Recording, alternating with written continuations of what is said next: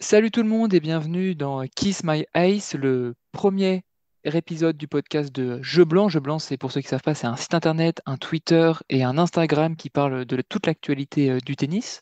Aujourd'hui, donc, on est dans le premier épisode de notre podcast pour Jeu Blanc. Ça sera un podcast hebdomadaire à environ de allez, 40-45 minutes où normalement on se pose une grosse question et on y répond. Mais là, l'actualité nous force à faire autre chose puisqu'on est à la fin du premier grand chelem de la saison. Du coup, on va faire un débrief un petit peu global de l'Open d'Australie 2024. D'abord, on va débriefer la finale homme, puis la finale femme, avant d'enchaîner sur les tops et les flops. Je ne me suis même pas présenté, je m'appelle Samuel Barbotin et je suis accompagné de deux autres personnes, Alice et Thomas, et qui, pour se présenter, vont m'expliquer qui elles sont comme joueuses ou joueurs de tennis. Alice, qui es-tu si tu devais être une joueuse ou une joueur de tennis?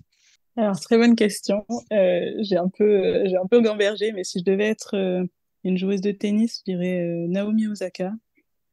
Force tranquille, mais discrète, qui ramène son petit grand chelem de temps en temps, voilà, sans modestie aucune. Et si je devais être un joueur, bah écoute, j'habite en Norvège, donc j'ai envie de dire Casper Ruud. En plus, j'adore la terre battue, j'adore Roland Garros, donc voilà. Osaka Ruud, Ouais, c'est pas mal. Il y a pire dans la vie. Et toi, Thomas? il y a pire. Moi, déjà salut à tous. Moi, je m'appelle Thomas et si je devais être un joueur de tennis, je dirais quand même, j'ai une petite filiation avec Gilles Simon. Voilà, sur les cours, je suis un limeur, donc je pense que si je devais aller passer professionnel, ce qui n'arrivera jamais évidemment, mais je serais donc Gilles Simon. Et en plus, je sais pas, il vient de partir à la retraite, donc il y a le petit côté nostalgie qui parle. Et si je devais être une joueuse, là, c'est un peu plus compliqué. Je dirais. Alors là, pour le kiff, je dirais Swiatek pour la terre battue, parce que c'est pareil, Roland Garros, ça reste mon tournoi du Grand Chelem préféré. Et on espère que, voilà, et j'espère déjà que Swiatek continuera de briller sur l'ocre. Voilà, Ouais. merci de m'avoir présenté. Moi, je pense si je devais être une joueuse de tennis, comme j'avais dit, non, enfin comme je le dis maintenant, ça serait 11 jabeur parce que bon, toujours proche du but, mais sans vraiment réussir à l'être, un peu émotif, voire beaucoup émotif sur le court, parce que je suis un peu aussi sur un terrain de tennis. Et comme joueur, je vais dire Adrian Manarino parce que j'habite pas loin d'où il a grandi, Soisy-sous-Montmorency, donc j'ai une petite affiliation avec Adrian Manarino. On va donc commencer par débriefer cette finale homme 2024 à l'Open d'Australie, qui a opposé, comme vous le savez sûrement, Yannick Sinner et Daniil Medvedev. Et si, par exemple, Thomas, tu devais décrire en un mot ce que tu as pensé de cette finale, ce serait quoi? Moi, ce sera deux mots, mais c'est un mot composé, donc on peut dire que ça compte. Pour moi, c'est crève-cœur, le mot qui définit cette finale. Parce que on était quand même sur un 2-7-0 pour le Russe, pour Daniil Medvedev. Et même si le retournement de situation fait évidemment plaisir pour l'Italien, parce que c'est quand même une première victoire pour lui en Grand Chelem, une consécration, hein, on ne va pas se mentir au plus haut niveau. Je reste quand même un petit peu triste pour le Russe, pour Daniil, qui a un peu revécu le cauchemar de 2022, dans des circonstances évidemment différentes contre Rafael Nadal, dans le même tournoi, donc à l'Open d'Australie. Voilà, pour moi, c'est crève-cœur. Ouais, pareil, moi, si je dois dire un mot, c'est à peu près dans le même sens que toi, Thomas, c'est rebelote, en fait, parce que même si c'est pas vraiment, le scénario était peut-être plus tragique en 2021 contre Rafa, là encore, Daniil mène 2-7-0 et petit à petit, on sent que ça lui échappe. Et c'est vrai que crève-cœur, rebelote sont deux mots bah, qui se, se- qui vont bien Qui se ensemble et complètent bien. toi, ouais, qui sont complémentaires. Et toi, Alice, c'est quoi ton mot pour décrire cette finale? Alors, je vais aller un petit peu à contre-courant. Moi, je vais plutôt dire enfin, où j'étais vraiment très heureuse de voir Sinner capable de retourner la situation qui était très mal embarquée. Alors, évidemment, c'est vrai que ça me fait beaucoup de peine pour Daniil Medvedev. C'est vrai que c'est une finale cauchemardesque pour lui de revivre ça. J'ai envie de dire, bon, si ça peut le réconforter un petit peu, on connaît un autre joueur qui a mené plusieurs fois de 7-0 en finale à l'Open d'Australie et qui finalement derrière a pas pu conclure immédiatement. Tu penses à qui quand tu Bon, dis... au final, moi je pense à un certain Rafa Nadal qui, je crois quand même, a eu un petit peu des crève-cœurs à l'Open d'Australie. Donc voilà, bon, je me dis que si Daniil Medvedev a la moitié de la destinée de Rafael Nadal, ça va, il a le temps de s'en remettre. Bon, en vrai, pas sûr du tout. Mais bon, pour revenir quand 28 même ans sur le déjà, hein. vainqueur. Ouais, je Mm. sais. Mais pour Bientôt, revenir, bientôt 28.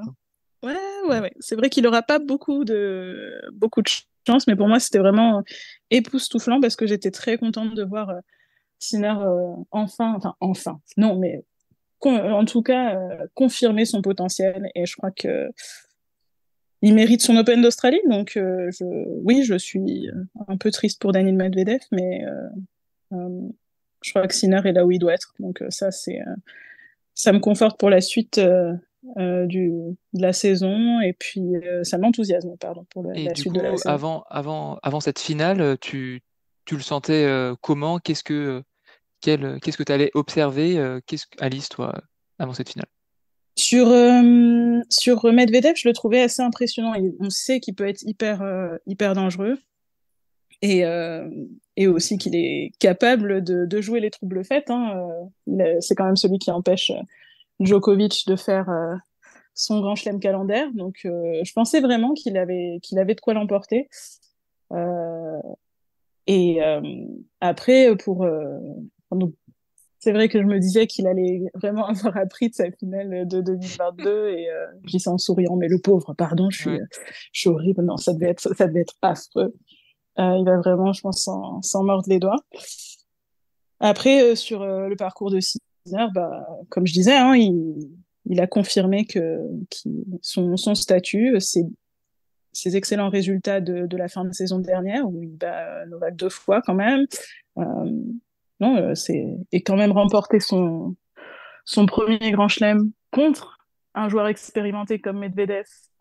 Voilà, première finale de Ouais. grand chelem, premier titre, solide. Moi, comme toi, ce que j'allais observer, c'est comment en fait Sinner il allait gérer cette première finale de Grand Chelem parce que déjà que c'est pas facile de battre Novak. En plus, après avoir battu Novak, tu dois encore confirmer et aller chercher peut-être quelque chose d'encore plus peut-être difficile, remporter un Grand Chelem. Je me disais, est-ce qu'il va réussir à enchaîner et finalement ça s'est plutôt bien goupillé pour lui, même si dans le début de match, pardon, oh, j'ai tapé mon micro, ça a été compliqué. Toi Thomas, qu'est-ce que tu allais observer, qu'est-ce que tu pensais avant le début de cette rencontre? Ce que j'allais observer, moi, je pensais déjà que, comme vous, qu'il fallait faire un focus sur Sinner, puisque, bon, bah, en effet, un peu un rookie à ce stade de la compétition. Et bah, c'est le début de match que je voulais vraiment observer. Et bon, bah, évidemment, on s'en est rendu compte, Sinner avait un petit peu était très fébrile en début de match. Mais je voulais aussi observer au plan tactique, je voulais observer la position de retour de Daniil Medvedev, qui, bon, on sait, Daniil, il adore faire l'essuie-glace au fond de cours à chaque point de retour. Et bah, d'habitude, il est à 6 mètres de sa ligne de fond, généralement, sur les premières balles adverses. Et sur les secondes balles, elle est à 5 mètres. Et là, bon, bah, sur cette Open Australie, il y a eu un ajustement tactique de la part de Danil au fur et à mesure de la compétition. On l'a vu mixer les positions très reculées, donc à 6 mètres, son péché mignon d'habitude. Et par contre, les positions de retour à la Novak Djokovic, souvent à 2 mètres, voire dans le court, pour réceptionner les secondes balles adverses. Donc vraiment un ajustement tactique qui fait plaisir, parce que bon, bah, Medvedev, ce qui lui faisait défaut, c'était quand même cette position reculée que les top players, évidemment, pouvaient exploiter, comme Djokovic et comme Sinner, évidemment. On l'a bien vu sur les dernières confrontations. Ce n'est pas un hasard que Sinner ait maintenant remporté les 4 dernières confrontations entre eux. Et c'est cet ajustement tactique que je voulais voir, en plus de, la- tout simplement de ce qu'allait faire Sinner dans cette rencontre. Et si on rentre dans le match maintenant, toi, qu'est-ce que tu as bien aimé du coup tactiquement de la part de Daniel? Parce que Daniel remporte les deux premiers sets 6-3, 6-3 assez aisément. Qu'est-ce que tu as bien aimé chez Daniel tout de suite dans le match? Super agressif. Ouais. C'est tout. En 2 mots, vraiment super agressif. Dani, dans les 2 premiers sets, c'est vraiment une masterclass, hein. Il n'y a pas à dire. Au service, il est impérial. Enfin, je ne sais même plus combien de pourcentage de première balle il passe. Il est Moi, je vais te intouchable dire sur son ça, il service. passe 86% de première. 86% de Ouais, voilà, première, donc 86% de c'est première, énorme. c'est beaucoup plus que son pourcentage en carrière, hein, très Mm. clairement, même si bon, bah, ça reste un excellent serveur. Là, Pour c'est quand 6 même aces. exceptionnel. Mm. Voilà, pour 6 aces. En plus de ça, on sentait qu'il avait la caisse physique, qui était dedans vraiment physiquement, il était impliqué. Il prenait la balle beaucoup plus tôt que d'habitude. On n'était pas dans la diagonale à revers comme d'habitude. Là, c'était vraiment un Medvedev qui prenait la balle tôt, qui était donc très agressif aussi en retour de service, qui mettait directement la tête sous l'eau la tête sous l'eau à Sinner.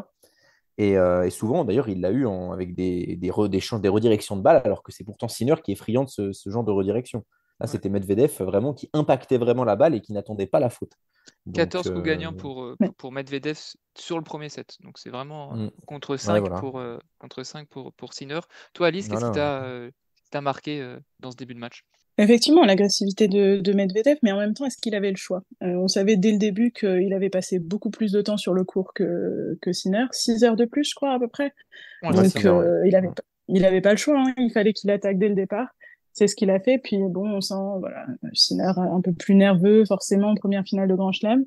Mais c'est vrai que ces deux premiers sets avec Enfin, un c'est service. deux, c'est deux premiers, mais jusqu'à 5-1 dans le Ouais, deuxième. mais c'est peut-être Ouais, peut-être Voilà. là où il oui, perd oui, la oui. finale en vrai, hein. Enfin, je sais pas, mais Je du sais coup, pas. il joue 2-3, combien? Il joue 3 jeux de plus que ce qu'il aurait dû jouer, et du coup, Ouais, ça ouais, je peut un peu sais le pas. fatiguer. Pour compléter un peu l'histoire de l'agressivité, Daniel, quand même, il va beaucoup au filet, en fait, pour lui, à partir de ses standards, en fait, enfin, comparé à ses standards habituels. Dans le deuxième set, par exemple, j'ai les stats, il va quand même 12 fois au filet pour lui monter réussi, donc c'est quand même beaucoup pour lui. Et, euh, et ouais, moi, par contre, j'ai trouvé quand même que dans le début de match, il fixait beaucoup Sinner sur son revers.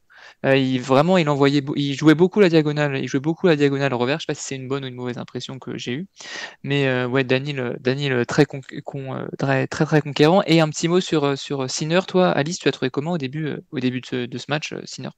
J'ai pas envie de dire que je le trouvais tétanisé. Je pense il a mis du temps à, voilà, à rentrer dans son match, mais c'est normal. Bon, encore une fois, les circonstances font que c'est normal, mais surtout, il était face à un excellent Medvedev, moi, je trouve. Donc, il est perdu parce qu'il ne peut pas vraiment faire autrement.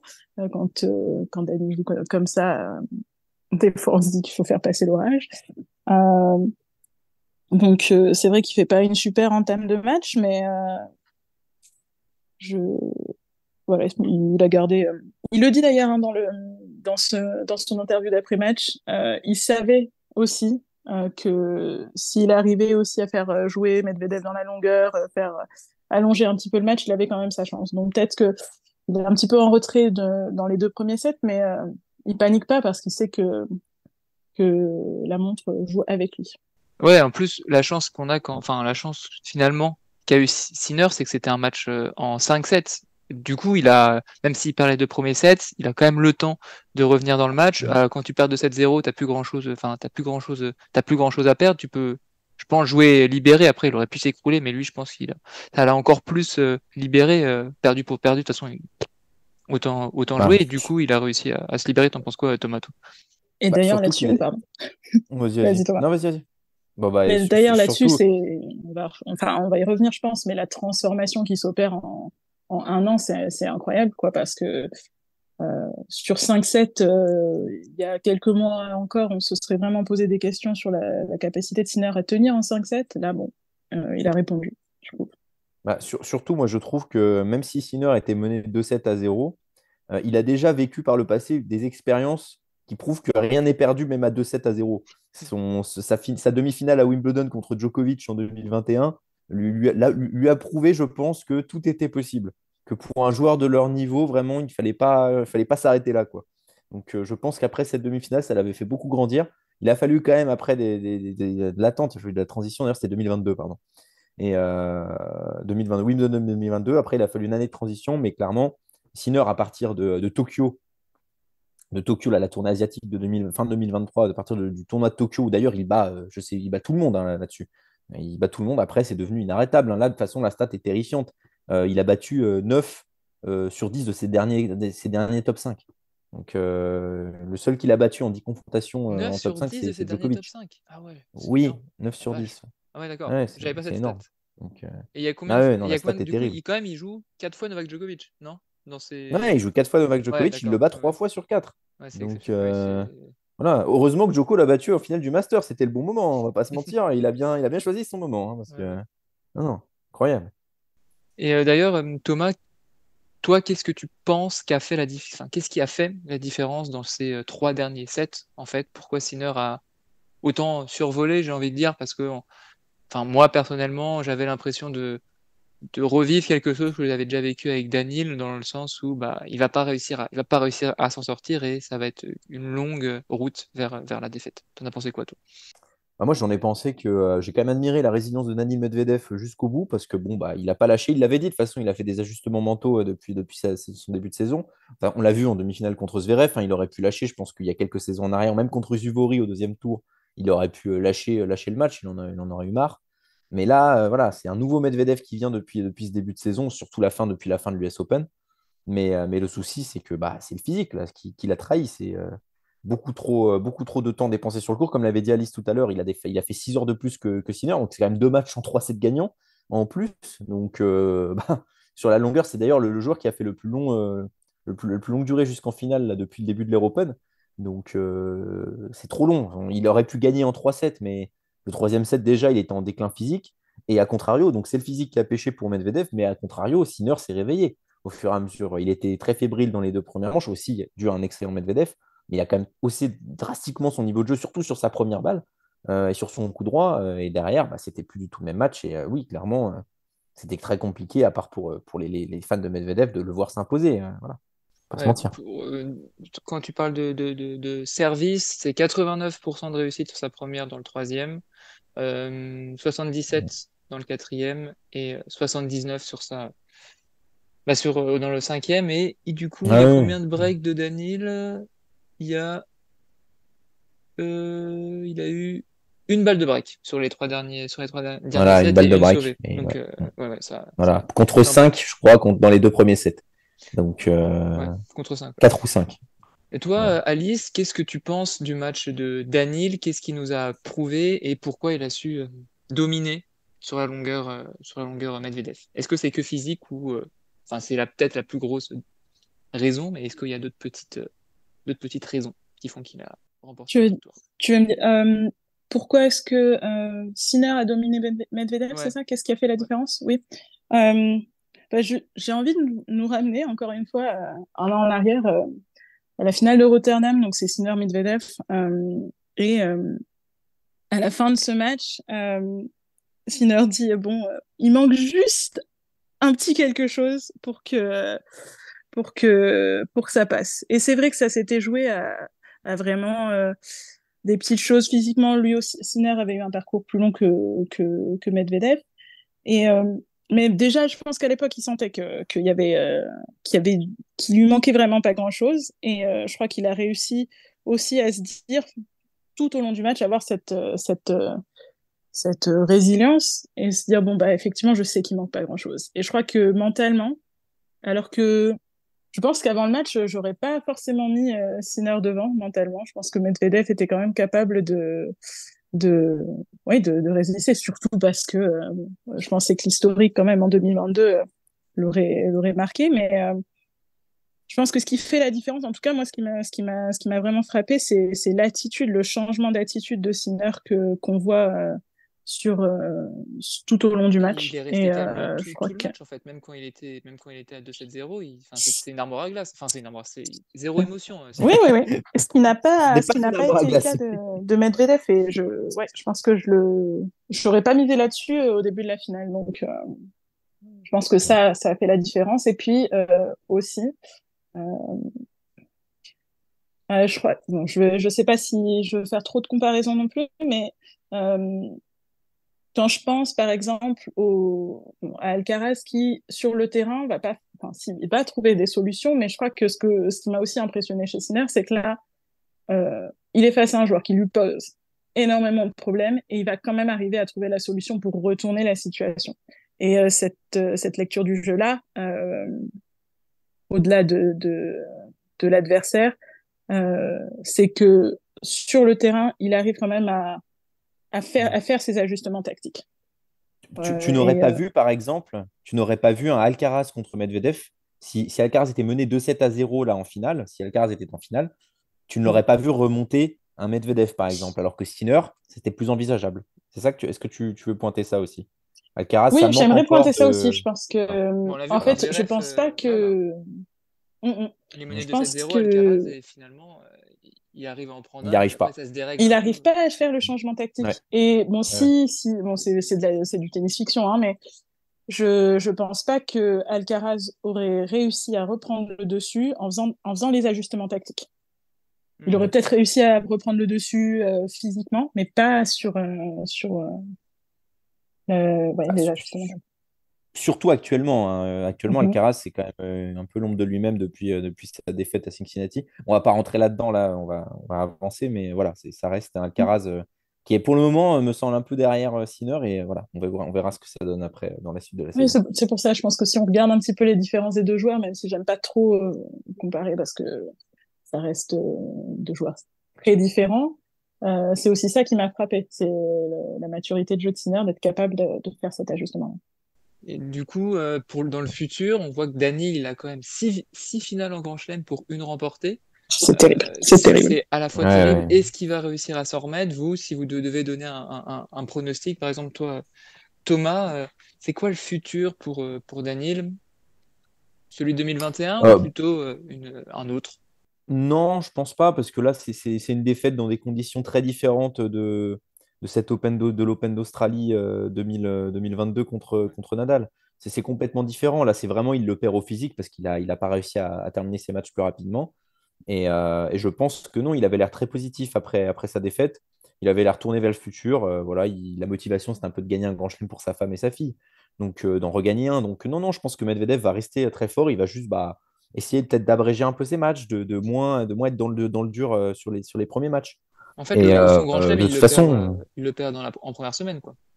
je pense que oui, et même en quart de finale, en Mm. demi-finale, enfin, il se fait 5-7 contre Urkacz, 5-7 contre Zverev. Forcément, à la fin, ça fait un peu long, quoi. Ça fait trop long, même. Surtout que c'est aussi son style de jeu qui pose problème. C'est un style de marathonien. Donc voilà, il faut que toutes les conditions soient réunies pour que Medvedev remporte un grand chelem. Mais sur Mm. dur, très honnêtement, c'est largement possible qu'on le voit gagner à l'US Oui. Open, par exemple. Les deux autres, non. Mais à l'US Open, j'en suis sûr. Je te rejoins là-dessus, Thomas. C'est sûr que bon, c'est vraiment une occasion manquée. Mais en même temps, je repensais il y a 15 jours, est-ce qu'on le voyait aller aussi loin? Voilà, Peut-être aussi. pas. Donc, c'est vrai que là, au sortir du match à chaud, la déception doit être immense, mais en même temps, est-ce qu'on le voyait arriver aussi loin? Est-ce que finalement, c'est c'est une finale qui est extrêmement décevante, mais ça reste quand même un tournoi hyper positif Oui, pour lui. Ah Enfin, oui. oui, si on Surtout prend que un peu moi, de je le recul. voyais sortir contre Zverev. Donc, oui. Ah, t'étais pas bon. loin, hein, c'était pas non plus. Ouais, donc, Ouais, et donc voilà. là, au niveau du classement ATP, Daniil, il reste troisième. Il a 500 points de Carlos Alcaraz et 1100 points 1100 points de Djoko. Lui, Sinner, il est Ouais, c'est ça. quatrième. Il a 830 000 points. Sinner, Daniil a 8000, pardon, j'ai du mal avec les chiffres, 8700 points. Et après, Alcaraz a 9200 et Djokovic proche des 10 000. Rapidement maintenant, est-ce que Sinner va y avoir un contre-coup, pas de contre-coup de cette victoire? Moi, je pensais honnêtement qu'il allait avoir un contre-coup de cette fin d'année, de sa fin d'année exponentielle de 2023. Finalement, il fait quand même quelque chose de hyper solide mentalement, c'est que enfin, il confirme son passage de cap. Donc je pense qu'en fait, on va continuer à avoir Novak Djokovic, un Yannick Sinner encore plus fort, et c'est un gars avec qui il va falloir compter. Thomas, qu'est-ce que tu penses du futur de Yannick Sinner? Alors, très honnêtement, moi, je suis du genre à mettre carte sur table. Très honnêtement, pour moi, Yannick Sinner sera numéro 1 mondial en 2024.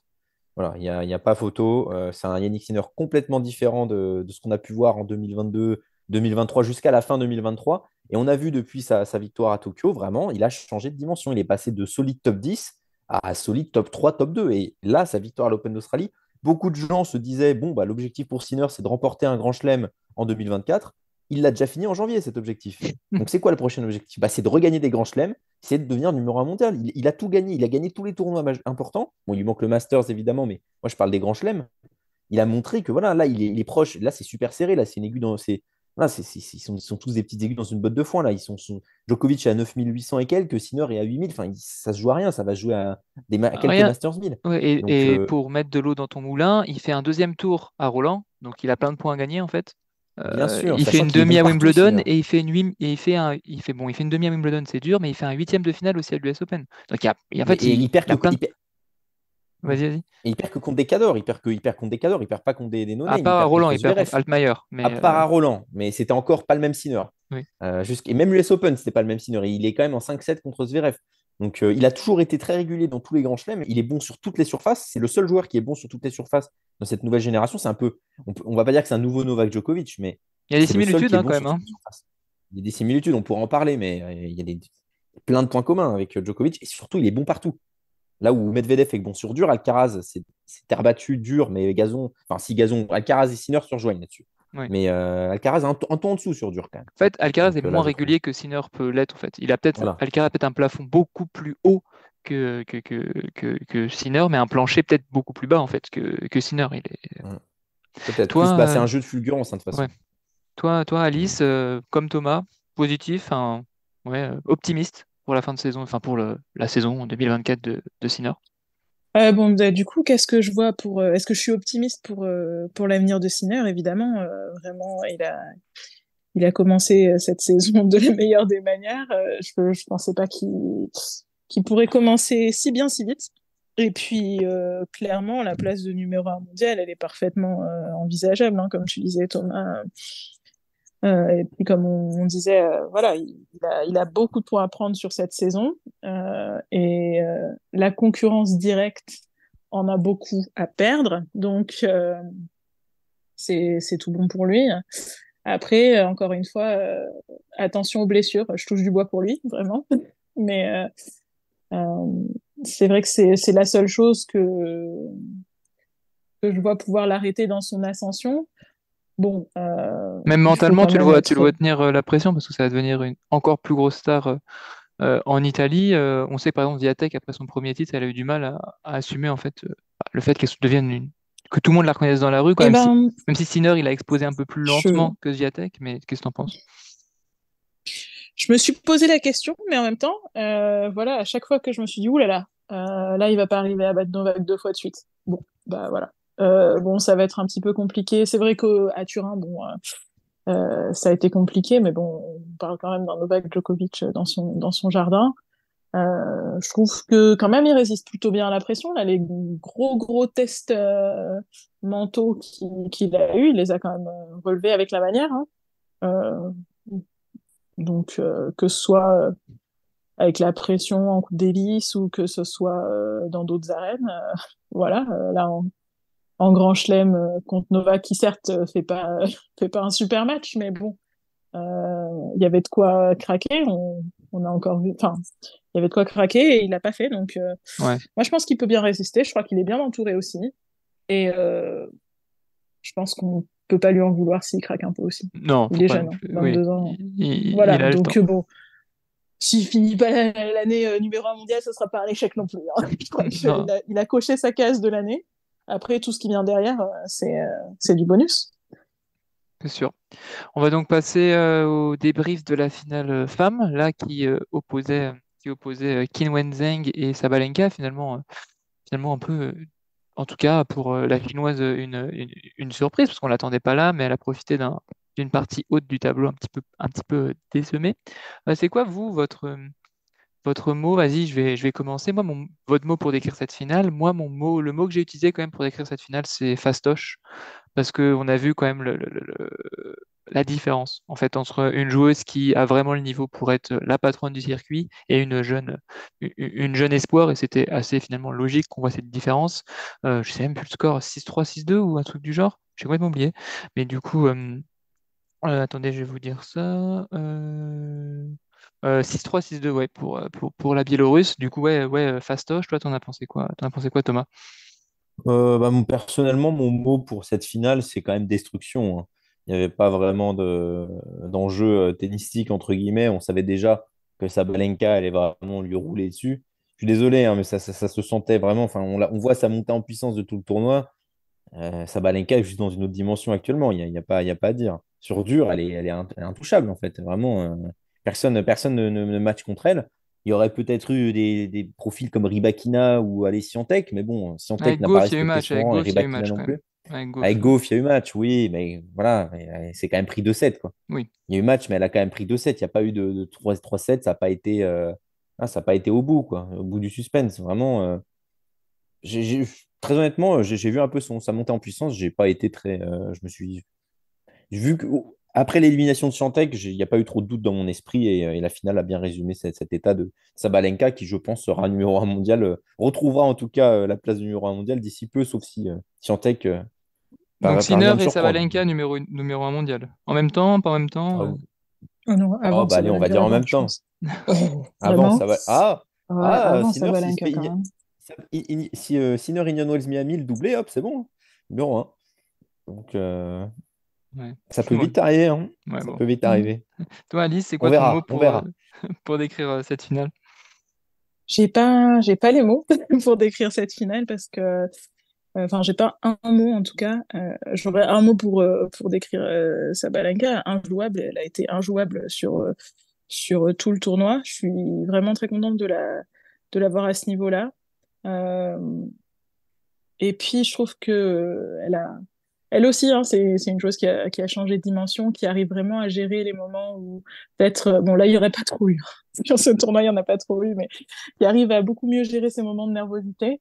Euh, et donc, c'est marrant de comparer ces deux itinéraires sur la première fin l'an dernier, sa première victoire en Grand Chelem et celle-ci, on la sent vraiment beaucoup plus calme, zen, capable de placer son tennis. Et je me faisais quand même la réflexion de me dire que elle est, elle est passée de quelqu'un qui avait, enfin, d'une joueuse qui avait tellement de mal à gérer son service, et maintenant c'est son arme l'une des plus incroyables. Retourner son service, c'est vraiment l'horreur pour toutes les joueuses en face. Euh, Ouais, là, Cet ajustement-là qu'elle a réussi à faire. dans ce match, Mais elle est à c'était 80% de réussite derrière sa première, donc c'est fastoche, quoi. incroyable. Enfin, quand on prend la Sabalenka d'il y a 2 ans, voilà, c'est vraiment. Zéro Enfin, double, on est content d'ailleurs. pour elle si elle arrive. Ben, oh, ah ouais, zéro Zéro double. double sur la finale, ouais. J'avais l'impression d'en avoir vu une sur le dernier jeu là, mais peut-être Ouais, c'est que je possible, me. mais d'après Flash Score, zéro double. Mais peut-être que tu as Ok, raison. ok. Soit. Non, Et non, même, je vais. mais là, on va rentrer dans la partie un peu tactique, c'est que sur les premiers coups de raquette, que ça soit au retour de service pour Sabalenka et quand elle sert, je pense que c'est la meilleure joueuse du circuit. Il n'y a pas une joueuse plus forte en retour que Sabalenka, quoi. La joueuse en face, elle tremble si elle fait une C'était. seconde balle, quoi. Je veux dire, Qin Wenzheng, Mais oui, mais c'est que. c'est assez fou, hein. Mhm. Dans la filière courte, c'est une arme de destruction massive, en fait. C'est Et assez puis fort, hein. enfin, c'était implacable, quoi, parce que enfin, enfin, je me souviens voir cette stat qui apparaît à l'écran. 12 points sur 13 gagnés sur son service. Qu'est-ce que tu veux, enfin, qu'est-ce que tu veux faire? Le début de match, c'est vraiment, elle écrase tout le monde et, grand bien lui en face. Voilà. Moi, je me suis pas ennuyée pendant cette finale du tout. Ni, enfin, dans aucun match de Sabalenka, je les ai pas tous vus, mais j'ai pris beaucoup de plaisir à la regarder, tout simplement parce que c'était, encore une fois, c'était vraiment super de pouvoir voir l'évolution de cette joueuse et de voir qu'enfin elle place son tennis, enfin elle est là où elle devrait être. Et elle le dit elle-même aussi, mais c'est donc Non, son c'est fort, sac hein, me paraît très ouais, logique. ouais. Oui, C'est c'est fort enfin même si je l'avais pas de... pronostiqué et qu'est-ce que je m'en suis voulu finalement au bout de la première au premier match, je me suis dit mais comment je suis passée à côté d'un prono comme ça en fait. Non non, c'est vrai que c'était presque évident parce que pour, je pour faisais partie des rares dans la rédaction qui vous avait dit non, je suis à tech, non, elle passera C'est pas, vrai, c'est pas c'est vrai, possible. Mais bon, c'est vrai. nous y Et pour reviendrons. compléter un peu ce que je disais tactiquement, c'est qu'elle a gagné quand même 43% des points qu'elle a joués au retour de service. Du coup, bah, c'est assez fort, alors que Zheng, elle en a gagné 30%. Et même, je trouve que elle n'a pas laissé une fois Zheng espérer en fait pouvoir gagner cette finale. Elle s'est comportée comme une patronne, comme une joueuse qui était habituée, et c'est ce qu'elle est maintenant après 3 finales en Grand Chelem, si je dis pas de bêtises, habituée des grands rendez-vous. Elle a montré qui c'était la patronne. Et Qin Wenzheng, et on peut en parler, on peut en parler un petit peu. On voit encore quand même la marge, je trouve, de progression qu'elle a pour titiller des Rybakina, des Swiatek ou des Sabalenka. Alors, certes, elle arrive en finale, elle a quand même un tableau extrêmement extrêmement à sa portée, mais quand même pour une jeune joueuse de, je sais plus quel âge elle a, 22 ans, un truc comme ça, c'est quand même une performance en fait de réussir d'aller en finale, mais il y a encore un gap hein, pour moi de régularité, de force ouais, de force dans les frappes en fait. Je trouve qu'elle fait quand même moins mal que d'autres joueuses, et je pense que d'ailleurs là-dessus, elle pourrait un peu s'inspirer de ce que fait Coco Gauff, dans le sens où dans comment Coco Gauff a construit son jeu, même si Coco Gauff, je pense quand même que physiquement, elle est dotée de plus de qualité que Kim Wenzheng, mais je pense qu'elle pourrait aller regarder, elle pourrait aller regarder de ce côté-là. Toi, Oui, elle a 21 vas-y. ans, elle a vraiment Ouais. elle a vraiment la place d'avancer, hein, donc c'est un super tournoi. Elle va vraiment apprendre énormément de cette tournée australienne. Elle a le temps de grandir de grandir et de gagner au classement, tout ça. Euh, Elle disait elle-même qu'elle était vraiment très pressée de rejoindre le top 10. Bon, ça, Elle clairement, est, elle est elle a les combien capacités là? pour. Elle est là, elle est Bah, septième. elle a rejoint, hein. Oui, oui, Elle est elle a septième rejoint là. à la fin après sa demi-finale, c'était garanti. Ouais, Donc elle est voilà, septième. elle aussi, elle est à sa place. C'est vrai qu'elle a un tableau dégagé, mais bon, On peut comme le tu faire dis, hein, elle y quand même, arrive, hein. hein. Donc Faut le faire, hein. c'est Faut pas enlever voilà. ça aux joueuses qui Voilà. arrivent à aller en finale, hein. Enfin, même aux joueurs, faut pas enlever ça à Casper Ruud, faut pas enlever ça du coup à Qin Wenzheng, hein. C'est tout à leur honneur. Toi, Thomas, le futur de Sabalenka, tu nous l'as dit, numéro 1 mondial. Est-ce que tu la vois remporter d'autres grands chelems? Et si oui, lesquels? Sabalenka, oui, je pense vraiment que ce sera pas son dernier grand chelem de la saison comparé à l'année dernière. Elle a vraiment encore franchi un cap ju- sur ce début d'année 2024. Et surtout, elle est forte partout. C'est pareil, elle dispose d'une polyvalence rarement égalée, aussi grâce à son service dévastateur, comme vous l'avez dit. L'année dernière, elle a quand même fait demi-finale à Roland, demi-finale à Wimbledon, finale à l'US Open. Là, elle fait une victoire à l'Open Australie et c'est la chose la plus régulière depuis Serena Williams en Grand Chelem depuis peut-être 2016 ou Et 2017, j'ai plus dans la leur stat jeu, en il y a tête, plein de mais bon similarités en voilà, plus, c'est la hein. chose la plus régulière. Et Je disais, dans leur jeu, il voilà, y a c'est plein de ça. Donc similarités. Ouais. très honnêtement, non, Sabalenka, numéro un. Ouais, c'est ça, c'est ça. Non, mais elle sera. Je pense que là, elle sera numéro un mondial et il ne serait pas étonnant qu'elle remporte encore un deuxième grand chelem cette année, quoi. Vraiment. Il y a que du bon pour elle, là, vraiment. Parce que si on fait un Ceci évidemment, il faut que point, le mental tienne. Ça on fait reste un point, pour faire un interrogation. point classement comme on l'a fait pour les hommes, elle est à 800 points 800 points de Swiatek quand même, sachant que en Grand Chelem, Sabalenka a beaucoup plus de points à défendre que Swiatek, qui n'a pas fait par exemple un bon Wimbledon, même si Swiatek elle est gagnée à Roland-Garros. Sabalenka, elle est en demi, mais c'est possible hein, que Sabalenka prennent la première place mondiale à Iga Swiatek. Toi, qu'est-ce que tu en penses du futur de Sabalenka? Est-ce que tu es aussi optimiste que Thomas Alice? Alors, comme tu disais, Sabalenka, elle a pas mal de points à défendre.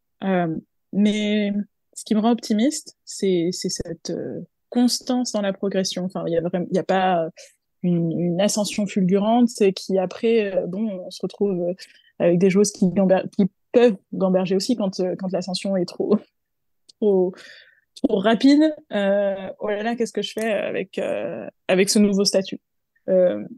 Swiatek qui est arrivée. Elle est arrivée numéro 1 mondial, voilà, après la retraite d'Ashley Barty. Tout le monde se demandait ce qu'elle ferait de ce nouveau statut. Bon, elle a confirmé de manière très solide.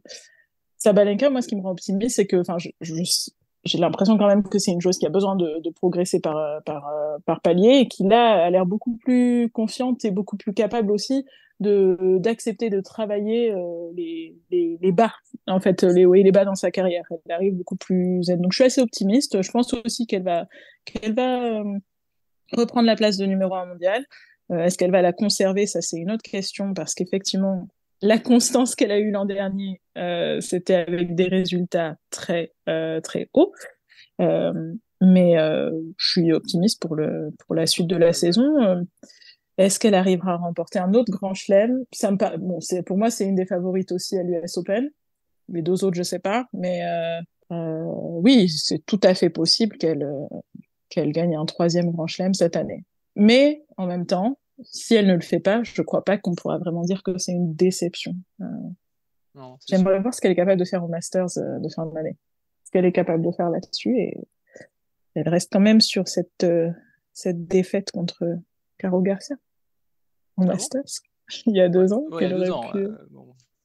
Je En dis- parlant d'ailleurs, Oui, il y a 2 ans, mais donc en parlant de Carlo on n'a pas fait Garcia, de top et les flops. ça me fait une transition toute trouvée pour nos tops et nos flops de cet Open d'Australie. Je sais pas si quelqu'un a mis notre française dans ses tops et dans ses flops, mais moi je vais commencer gentiment par, je vais commencer gentiment. Allez, on a beaucoup donné de positifs. J'ai un peu tiré gentiment hein, sur un joueur, c'est quand même Grigor Dimitrov qui m'a beaucoup déçu en fait. Je m'étais tellement d'espoir sur pas pour qu'il a gagné un grand chelem, hein, mais pour que il s'affirme comme un top 10 sérieux dans cette année 2024 et il peut tout à fait le devenir. Mais là, cette élimination au troisième tour contre Nuno Borges. Alors, il a joué le tennis de sa vie, Nuno Borges, il n'y a aucun problème, il prenait toutes les lignes.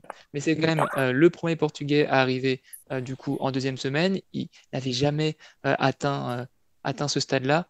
Je trouve vraiment dommage que Dimitrov ait perdu ses moyens mentaux et tennistiques en fait, si tôt dans le tournoi, alors que bah, je mettais beaucoup d'espoir sur lui. Toi, Thomas, c'est quoi ton flop après on passera. Très honnêtement, moi, mon flop, bon, ça reste quelque chose de standard, c'est Novak Djokovic en demi-finale contre Sinner.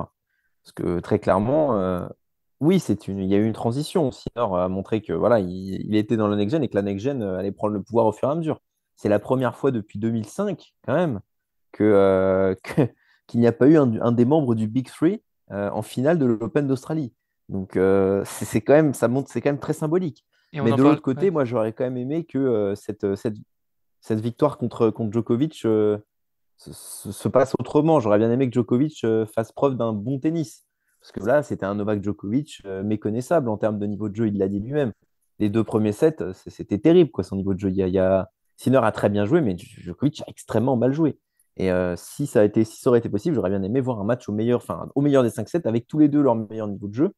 Et bon, peut-être une victoire de Sinner, mais dans tous les cas, un Djokovic quand même un peu plus réveillé, un peu plus aérien, entre guillemets. Même tout son tournoi a été un peu comme ça, très, très poussif. Et très honnêtement, oui, on aurait aimé voir une version différente de Djokovic pour ce tournoi, surtout que c'est son tournoi. Mais bon, voilà, ça arrive. Ça arrive, c'est la fin d'un cycle. Il faut bien que ça se finisse un de ces quatre. Et bon, une fin de cycle en demi-finale de Grand Chelem contre le futur vainqueur. Bon, Oui, ça va. il y a aussi pire dans la vie. Et Il avant reste que quelques années encore. et avant que tous les fans de Novak Djokovic te tombent dessus, tu es quand même toi aussi un grand fan de Novak Djokovic, puisque c'est ton joueur préféré, si je dis pas de bêtises. Ouais, exactement. Donc bon, voilà. C'est exactement ça. Donc, voilà. Toi, Les Djokoviciens, on y pense, on y croit. Voilà. toi, Alice, c'est quoi ton flop de cette quinzaine de l'Open d'Australie? Alors, juste pour revenir sur la fin de cycle, ouais, alors, je pense qu'on a le temps de voir venir la fin de cycle, on n'y est pas encore. Je crois que Novak Djokovic a encore de belles pages de tennis à écrire. Euh, Peut-être pas autant qu'en début de carrière, mais bon, je m'inquiète pas trop pour lui. Euh, alors, dans mes flops, euh, je mettrais Holger Rune dans mes flops. Je sais que c'est un top en tant que Française, ça devrait peut-être être un top, mais non, pour moi, c'est un petit flop quand même. Euh, je l'attendais un petit peu plus loin dans la compétition. Côté Cocorico fait que voilà, bon, on est quand même content.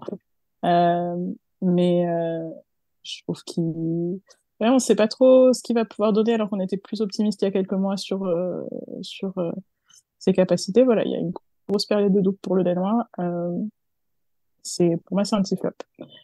Ouais, c'est Le bizarre, Holger top, Rune, il y ouais. a tellement. C'est bizarre Holger Rune ce qui se passe en ce moment-là. Ouais, On sait pas trop sur quel pied danser. Je pense voilà, même lui, c'est il sait pas ça. trop sur quel pied danser de toute façon. Parce que si je dis pas de bêtises, il avait quand même Exactement. pris Boris Becker comme entraîneur. Et Boris Becker, il était pas Mm, à l'Australian Open, je sais pas pourquoi. Enfin, mm. ça a l'air d'être un espèce de foutoir dans sa tête. Ça a l'air compliqué, Affaire à hein. suivre. Ouais. Et donc ton top, tu Ah, disais? mais Ouais, Runeux, là, c'est la c'est. transition, là. Transition vers quoi? C'est la transition pour Runeux. Parce qu'il y a une personnalité bouillante, c'est encore un peu un bébé. Donc, je Ouais. pense très honnêtement que dans sa tête, il est encore trop excessif, qu'il veut aller trop vite. Et bon, il a que 20 ans, il a quand même 2 ans de moins que Sinner. Donc, moi, je pense que d'ici quelques années, d'ici 1 ou 2 ans, il sera au même niveau, si ce n'est meilleur que Sinner, peut-être. On verra. Mais en tout cas, j'espère. Toi, Alice, c'est quoi ton top de cet Open d'Australie? Ça va être bisounours, hein, mais c'est l'Open d'Australie en général, je dirais. Parce que c'est dur de trouver un moment que j'ai particulièrement aimé, qui a été le top pour moi. Ce que j'ai, de manière générale, ce que j'ai bien aimé voir sur cette Open d'Australie, c'est autant du côté, enfin, sur le côté tableau WTA et ATP, les deux côtés, hein, j'ai bien aimé voir les nouvelles têtes, ou en tout cas les confirmations, voir un petit peu euh, les transitions. Euh, ça m'a rendu. J'ai abordé cette Open d'Australie avec enthousiasme parce que c'est le début de la saison, mais sans grande excitation, sans excitation débordante. Au fil de la quinzaine, voilà, je me suis laissé prendre au jeu, comme on dit. Voilà, il y avait des joueurs et des joueuses que Tu j'attendais pas à mettrais ce quelle note niveau. sur 10, toi, pour cet Open d'Australie?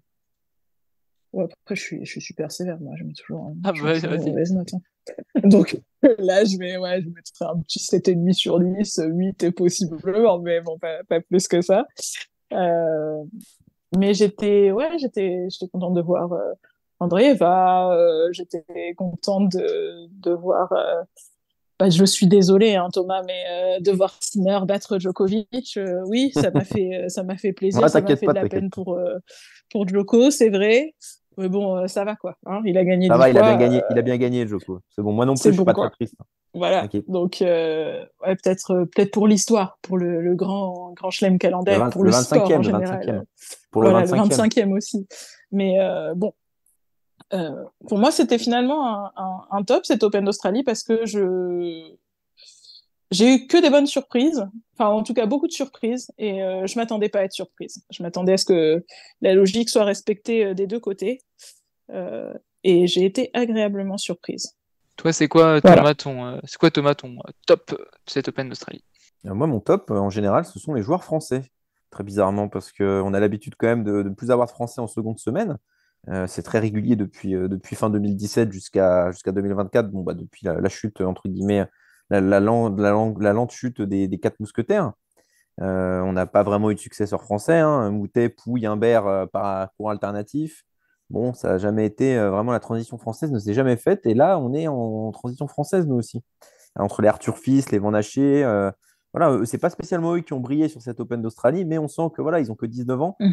Voilà, ça va commencer à monter au fur et à mesure. Quand même troisième tour pour Van Haché, donc non, non, ça fait beaucoup, ça fait très plaisir. Et, ouais, Et surtout, d'autres Français aussi. Il y a Caso, pareil, qui est une nouvelle génération, 21 ans, bon, un petit peu plus âgé, mais c'est pareil, lui, beaucoup de blessures, mais gros service. Une masterclass justement aussi contre Rouneux, contre Djéré, contre des top 30 hein, quand même, alors qu'il était en dehors du top 100, hein. Donc non, non, lui, il va falloir compter sur lui. Et même Manarino, hein, Manarino, le crépuscule entre guillemets de Manarino, 35 ans le gars, mais bon, toujours capable d'aller, enfin, meilleur classement en carrière top 20 et 17e, ouais. surtout, il est allé en huitième de finale. Voilà, 17e maintenant. Donc voilà, c'est un renouveau du tennis français, une transition et en même temps un renouveau et ça fait plaisir. On espère qu'à Roland-Garros, bah, on aura peut-être, qui sait, un Français en quart de finale. Peut-on toujours Ouais. rêver? Bah, Caso 83e et il a eu une wildcard pour Montpellier. Donc, si vous voulez, c'est cette semaine que ça commence Montpellier, je crois. Donc, bon, Oui, pour digérer l'Open d'Australie, vous pouvez retrouver Arthur Cazot à Montpellier. Moi aussi, j'avais mais les Français et les Françaises dans ce top. On aurait pu aussi parler rapidement de Océane Dodin qui, contre toute attente, je ne sais pas s'il y a un gars qui s'était dit qu'Océane Dodin allait faire une demi-finale, enfin une demi, pas du tout, une deuxième semaine de Grand Chelem un jour dans sa carrière, mais quand même, elle l'a fait. Moi, j'ai quand même parlé des jeunes pousses aussi féminines qui ont bah, quand même pas mal gazé hein, entre Qinwen Zheng d'une part, bon, même si elle est un peu plus renommée, mais on peut penser à toutes les Noskova, les Fruertova et les Korniva qui passent leur premier tour en Grand Chelem quand même, et Andreeva qui continue quand même sa route alors qu'elle est vraiment, elle est toute jeune, c'est assez impressionnant. Je pense qu'à un moment, il va y avoir quand même pour Andreeva, enfin, dans la logique des choses, un jour quand même, va y avoir un petit mur, hein, je sais pas, elle va quand même un petit peu stagné avant d'aller chercher le top niveau. Mais là encore, une deuxième semaine de Grand Chelem, en battant quand même 11 Jabber et en prenant un set à Krejcikova, donc deux top 10. C'est quand même assez impressionnant ce que fait cette adolescence, cette adolescente. Faut pas l'oublier. Bah, sur ce, on va vous dire sûrement à la semaine prochaine. N'hésitez pas d'ailleurs à regarder les articles disponibles sur jeblanc.fr. Auguste a sorti un article sur un récap de la finale, de cette finale de Sinner contre Medvedev. Et on vous dit à la semaine prochaine. Allez, salut! Merci, à la semaine prochaine. Salut tout le monde, à la semaine prochaine.